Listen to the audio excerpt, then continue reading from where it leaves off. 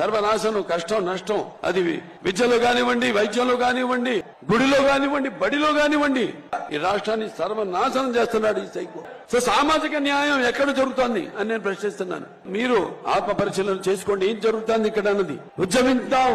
French మహారాజు Louis the 16 ఇలాగే ఈ పిచ్చోళ్ళగే తాడుపల్లి అతని సామ్రాజ్యం కూపస్థ మండుకం లాగా తప్ప ఉన్న బావే తన సర్వస్వం అనుకుంటుంది, తన ప్రపంచం అనుకుంటుంది. అలా అటువంటి ఆ లూయి ది 16 ని బయటికి లాక్కొచ్చి జనం తల నరికారు. అప్పుడే మొదలైంది ఫ్రెంచ్ రెవల్యూషన్. అటువంటి పరిస్థితి ఇక్కడ ఉంది.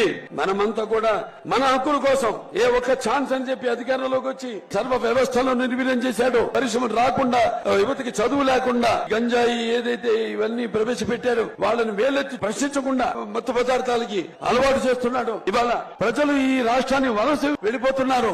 సమయం లేదు మిత్రమా, విజయమా వీరస్వర్గమా అని తేల్చుకునే పరిస్థితి ఇప్పుడుంది.